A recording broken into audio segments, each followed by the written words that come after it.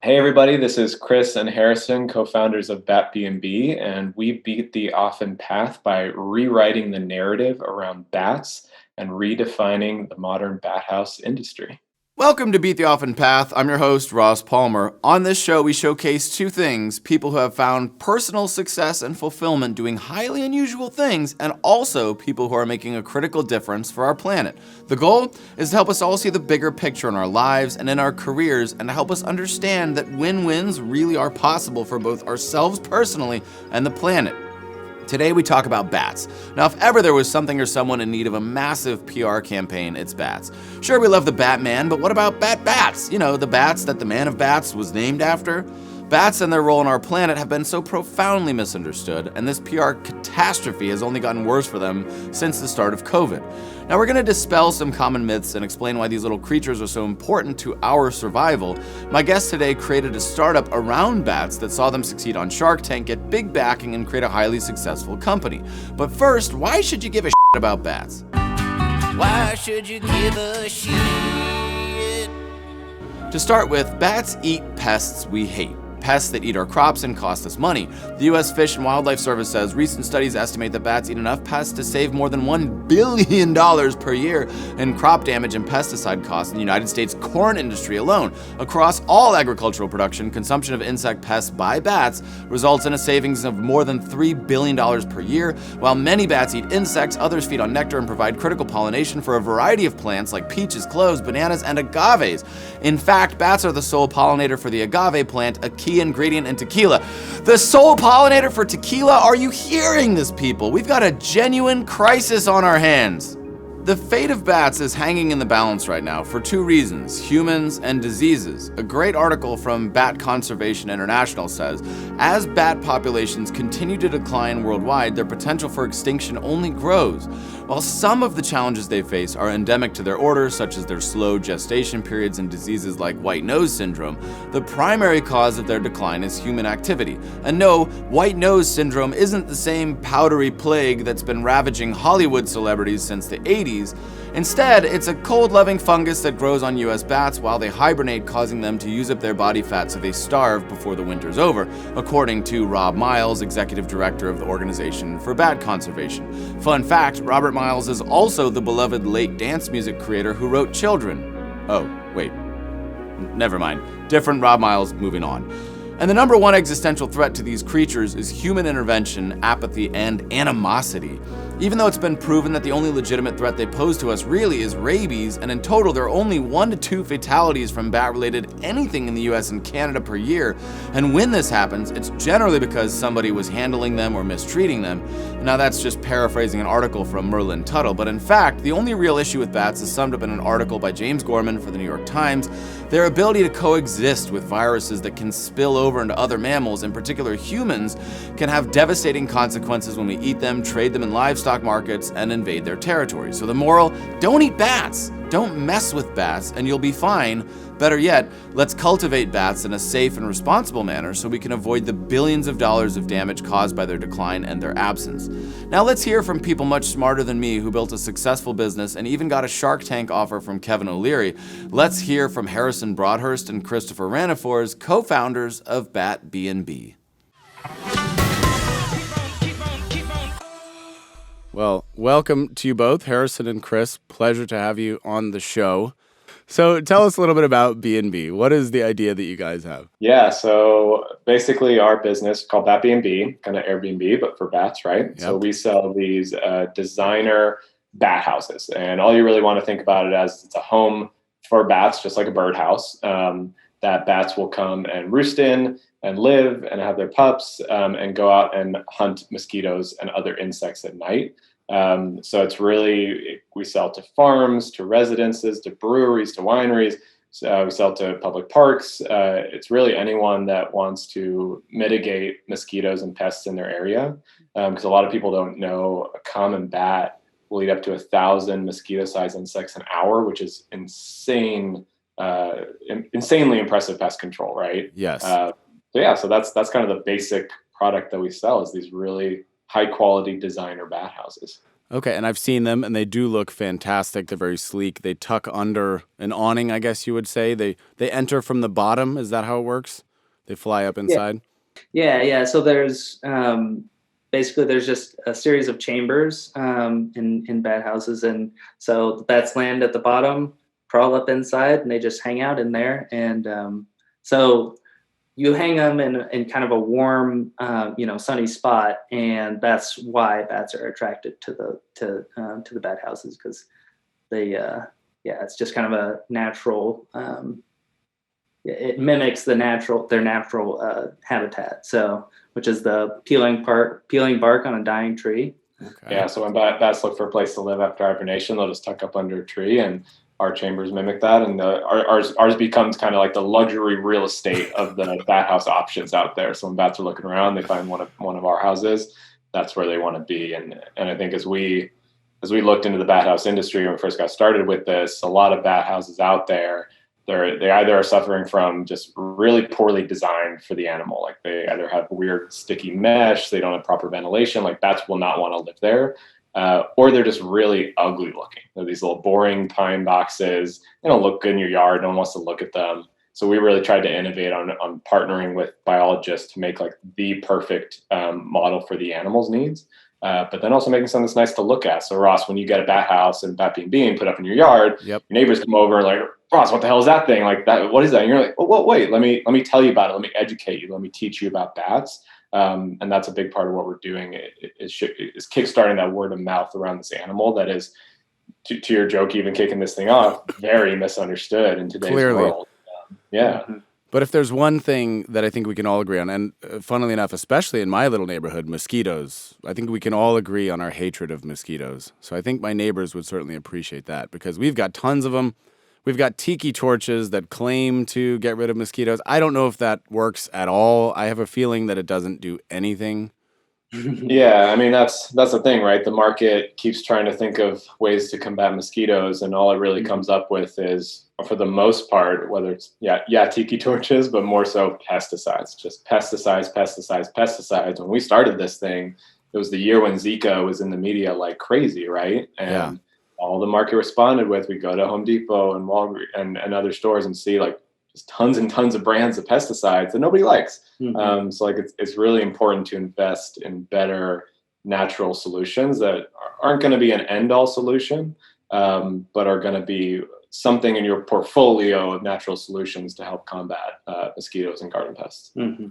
Well, I can tell already this is going to be a wonderful episode. I'm very excited to go into detail on this. But first, I think the question that everybody's going to want to know is, how on earth did you come up with this idea? How did you land on it? I mean, it's perfect for the show, but how did you get the idea at all?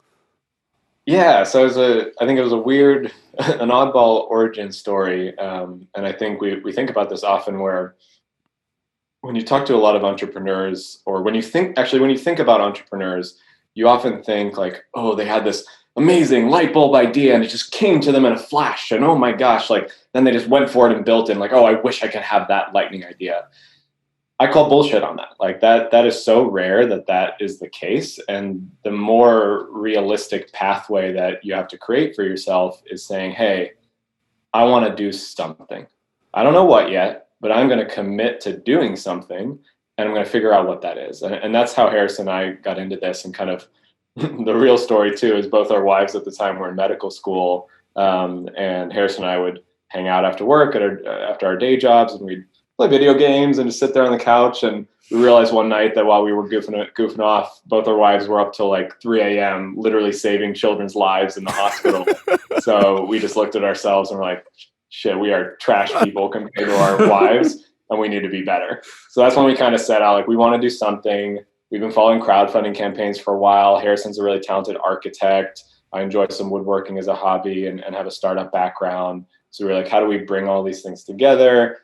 And we just kind of created a plan with our family, like buying into it, of like, we're going to meet twice a week for the next 4 months, and we're just going to brainstorm. And we'd like we put ourselves in environments of constant stimulus. So like we'd spend 4 hours at a time just walking down the halls of Walmart. And we'd just be like, what if we took that and smashed it with this, or took the head off of this thing and put it onto that, or mix this with this thing? And eventually we're in the gardening area, saw birdhouses and saw the pesticides. And Harrison's mom used to teach bats in biology class, and I built a bat house growing up with my dad, and kind of just slowly the different sparks came together, and the inspiration came out of that process. And it was a weird process, and lots of other ideas were left on the table, but then you just find the one you're excited about, and then you just go for it. That's brilliant. So you Frankensteined this idea together. Oh, yeah. Which is something that not a lot of people talk about. You're right, but this appeals to me because I feel like if I ever strike gold, it's going to be along those lines. It's going to be weeks of thinking and brainstorming and trying to figure out how all the pieces fit together. Mm-hmm. How long did that process take you, would you say, before you said this is the idea? What do you think it was? I want to say a month or maybe a little bit. I think it was at least 2 months until we came into the realm of bats as even a concept. Yeah. But I think it took us at least 5 months total to decide all right, this is actually what we're gonna go for here. Yeah. Because even when we came on the idea of bats and bat houses, we were still well, shit, is there a market for this? Would people buy this? Is this a crazy waste of time? We weren't sure at the beginning, but the more we researched and learned about the space and about the animal, and yes, we are a small for-profit business, but we really approached this with genuine appreciation for the mission of educating people around this important animal, mm-hmm. and rewriting the narrative around the animal when there's so much confusion about the value that bats offer us. Yeah. I think we whenever we were talking, we kind of identified some common passions that Chris and I had, and that kind of went back to to our parents and learning about wildlife from them, and Chris's dad supports World Wildlife, mm-hmm. And my mom was into conservation and taught middle school science, so we knew that we wanted to do something around those things that we were passionate about. Yeah. And I think that's a thread we can touch on more, Ross, too, if you'd like, where sure you see a lot of entrepreneurs out there choosing products or topics purely because they think it can net them the most money or make the most profits in the shortest amount of time. Yes. Reflecting back on our past, 4 or 5 years of doing BatBNB, we've had an astonishing amount of success and media exposure and amazing opportunities created for us that we would never have anticipated when we started out. Mm-hmm. But I think a lot of that came about because we chose this idea, not because we thought we were going to be multimillionaires off the bat house industry. We chose it because we really love this topic and we're excited about the mission we were creating. And that just naturally led to what I think has been amazing success for the business. Mm-hmm. That's fantastic. Yeah, the real money's in bat houses. That's what you said. We're going to strike it rich. That's what they don't teach you in business The real school. money is in the bats. There you go. That's such a great point. Well, not on this show, I was going to say. I specifically don't care about the stories of people who just wanted to get rich for the sake of being rich. I have a natural disdain for that. And the thesis or the hypothesis or premise of this show, if you will, is that there is more to life than simply just how much money can we make? Who can make the most money? Who can work the hardest? So this fits neatly into my narrative, so thank you for that. I appreciate it. Were you dimly aware prior to this journey that a bat would eat 1,000 mosquitoes or mosquito-sized insects, or was that something that you discovered along the way? I think we had known from that previous exposure, especially you and your mom, that they ate insects, but mm-hmm. we didn't know until we dug into the research how much they actually impacted. I think I might be getting the figures slightly wrong, but I think the stat is that bats save U.S. agriculture as a whole over $26 billion a year just in savings that they would have otherwise spent on pesticide, which is amazing. And another kind of the macroeconomic impact of the decline of bat populations over the past couple of decades when you look at figures like that. So their overall impact against pest populations is impressive. Yeah, and I think that stat is even taken after white nose syndrome had already started. And so bat populations were already decreased. They continued to decrease, but they could be saving agriculture even more money. Introducing the latest blockbuster from DC Comics, Batman Origins begins Origins. Enter the Bat. You've seen Batman conquer a whole bunch of stuff. You've seen a bunch of different actors in a bunch of different Batman suits, some more hilarious than others. You know that Batman was traumatized by bats in his childhood, making bats more powerful than Batman.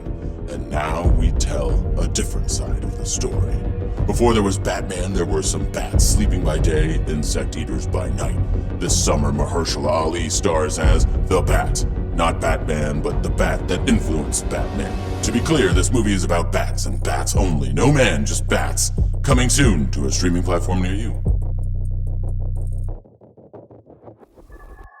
Well, it seems like if any creature needs a PR person or firm, it's bats, apparently, because they seem to be perhaps now less popular than ever, if I had to guess. I'll just cut right into it. I'm sure that the fear that a lot of people would have is they're imagining being outside. Sure, there's no mosquitoes, but a bat swoops down, bites you in the arm or something like that, and boom, you've got a horrible disease. That's clearly what I imagine people are thinking of who know nothing about bats. Yep. Yeah. Ever since that guy, Bram Stoker, decided to write that old novel Dracula back in the day, he just sparked off this big bad wolf syndrome that bats have suffered from ever since, right? And I think you're right, where when people think bats, they think, oh, they're going to swoop into my hair, or they're going to give me rabies, or drink my blood, and like scary, scary, scary stuff. But when you kind of take a rational step back and look at the data and the statistics, you recognize that so much of that fear is unfounded, right? Like the rates of transmission of rabies from bats to humans across North America over the past many, many years is very, very, very small. Like the odds of getting harmed by a bat, like tiny. Like I need to check our statistics to give you the exact figure, but like it's not something that you need to be afraid about in your day-to-day life. Vampire bats, like another very misunderstood animal. Like they are common in Central and South America. They mostly feed on cattle and other animals. It is very rare as well that they attack humans. Bats are afraid of people. Like they don't want to be near us. Like they are just up to their own thing, flying around, eating insects.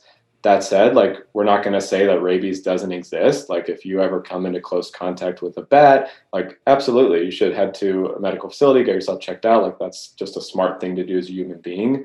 But it's the same thing as like if you ever touch a wild raccoon or a wild skunk or like another wild animal, like as we all shouldn't do. be doing that. And we've also, like, if you look at the folks who've gotten rabies from bats, again, very, very few people, but most of them are some dummy who saw a sick bat on the ground and said, oh, I'm going to go over there and pick that thing up. And it's like, come on, like if you have common sense and you're smart, like, and the reality is in North America, bats live all around us. Like if you take the time to look up in the evening, like I guarantee you, like you're probably going to see some bats if you pay attention. Like, they're already there. They just need to be respected and appreciated and valued, and just don't fear them, because if you look at the conservation angle, like bats have been declining by I think hundreds of millions over the past decade, and nobody knows, right? And like that's a big part of what we're trying to do, is kind of model a lot after the Save the Bees movement to help educate people to even pay attention to how bats are suffering. Because at the end of the day, like we all need to do our part for conservation. And right now no one's paying attention to bats, and we're going to make people pay attention. But why are they diminishing? What is causing this rapid decline? Yeah, so it's three main causes. So I think the first one, of course, is deforestation. We're all aware of that. Natural habitat loss, that is their natural roosting area. Everybody stop cutting down trees. Like that's the number one. The second one and third one, actually, there's debate on which one is causing the most deaths right now, but the most common, like historical one that people are aware of is white nose syndrome. And if you don't know what that is, there's a lot of science behind it. But essentially, it's this fungus, and correct me if I say anything wrong, Harrison, that came over from Europe back in the day. And essentially it grows on the noses and faces of the bats when they're hibernating over winter. And long story short, you can think of it as that it kind of wakes the bats up and it causes them to like lose their fat stores because they can't get back into hibernating state, and then they just die in the winter. And it's really sad. Spread like crazy in North America. Scientists have tried like hell to try and stop it spreading. It hasn't worked, and honestly, there's debate on like what the next steps are forward. But a lot of what scientists are looking at now are just encouraging recent populations that have emerged resistant to white nose syndrome and encouraging those populations to grow and thrive. And then the final source, which is a tricky one, is a wind. What do they call it? Wind generators, right? Mm-hmm. Like wind turbines. Wind turbines. Sorry, wind turbines. That so sucks. we all love wind turbines, right? Like great alternative source of energy, but it always comes with a side effect, right? And wind turbines, when those blades are turning, they attract a lot of the insect population nearby. And who hunts insects? Birds, bats. And so birds and bats are coming to those blades. And it's really sad. The loss of air pressure around the blades can actually cause internal bleeding in the lungs of the bats and birds. So it's causing a lot of avian life and bat death. So if you go to kind of bat conservation conferences today, a lot of the debate and conversation is around, hey, how do we negotiate with wind turbine companies to, hey, if we reduce fan speed around this time of night when most feeding is taking place for bats, what's the energy loss output versus saving the animal life percentage? Like, so that's kind of a common thread. So those are the three biggest causes of loss in the bat population. In addition to mosquitoes, what other kinds of pests do they get rid of? Yeah, I mean, or is it just mainly mosquitoes? No, it's a ton. It's I'm going to pull up our little section here where we cover off a lot of them, but the stink bugs, Japanese garden beetles is one that they love. We get a lot of those around here. Yeah, we sell a lot to just kind of backyard gardeners, and not even folks who really care too much about the mosquito issue, but just they love protecting their gardens. So like cucumber beetles, they love leaf hoppers, armyworm moths. So a lot of those backyard critters that will just destroy your tomato plants and your cucumber plants, everything we love. That's great. So is there a problem that they don't have enough places to stay? That's something we haven't touched on. Is that an issue? They don't have places that they can hibernate safely? So hibernating is not too much of an issue because, I mean, they're going to find caves and caving systems and so on that they go to every year. I think for BatBNBs and bat houses in general, that is offering them a roost during the spring, summer, and fall period when they're not hibernating, right? And those are those critical months when they are having new pups, regrowing the population, and they need a safe place to stay. And as Harrison mentioned, right, like their natural habitat is underneath the peeling bark on a dying tree. And if you're a mama bat who only has one pup a season, like they only have one pup a year, you got to keep that baby safe. If you're living under peeling bark on a dying tree, well, shit, what are you worried about if that bark comes off, right? Yeah. So like you need to have multiple real estate options nearby, and bats will often scout to find places with multiple options. And with deforestation, with the risk of dying trees, like BatBNBs are the luxury condo deluxe, right? Like you find one of these, it's not going to break apart. It's going to be there year over year. Like you have lucked out if you're a bat and find one of these, because then you can just really be safe and secure in that roost, get great sunlight, and just focus on eating and taking care of your family, which is what we all want to do, right? Yeah. So the word is getting out there. How has the reaction been to the people who have done this? Have they said, I never get mosquitoes in my yard? I mean, are people giving you positive reviews? Yeah, I mean, general reviews have been fantastic. People seem to like the product. Yeah, we've had many customers report back that they have seen a pest reduction in their area. We have ideas for the future to kind of deploy some more like scientific teams of biologists to like really measure like what impact can be if you deploy, say, 5 bat houses in a certain square acreage and what that means in terms of real impacts. We haven't really done those studies yet. But anecdotally, we've heard success from from customers.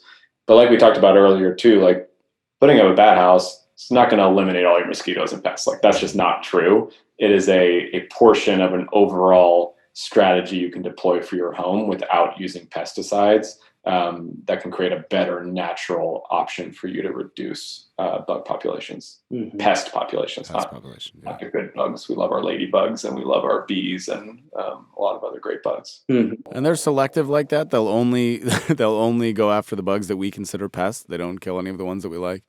When I call out ladybugs and bees, it's more of a daytime, nighttime thing, right? Where like ladybugs and bees and a lot of the bugs that we prefer in our yards, they're more active during the day, while bats will be hunting more at night when you get more of the armyworm moths and the mosquitoes and so on and so forth. Well, again, thank you very much. I really, really appreciate you guys, both of you. I get 2 for 1 here, which is amazing. Sitting down, explaining your story to me and to the audience. And I want to leave you with the floor to wrap it up. So what are some parting words? What do you want people to know, to learn about, to follow, to buy? Floor is yours to end this episode. I really appreciate that. And this was a great time. We had an awesome time chatting with you. Thank you. But yeah, I think parting words for your audience is really just what we talked about, right? Is like, hey, take some time, check out BatBNB.com, check out Merlin Tuttle's Bat Conservation. Like, just if you don't know anything about bats, if you think you're scared of bats, like, just take a minute to learn about them and think about it for another time. And these animals are amazing and they need our help right now. And we need people to pay attention to it. And I don't know when this thing's going to air, Ross, but we're running a crazy good winter sale right now for the holidays. Be that person who doesn't give the boring gift of socks and instead spice it up this holiday season with a nice BatBNB to your loved ones. Is it going to run through January? I don't exactly know. For you, we will. Okay. We'll work out a special code or something like that. I want to make sure nobody gets left behind. Whenever you're hearing this, we'll figure it out because we don't know when it'll be. And again, thank you so much. I'd like to tell the audience, don't watch Contagion ever. Gwyneth Paltrow is a liar. She's full of shit. All fake news. All fake news. The whole movie is a lie.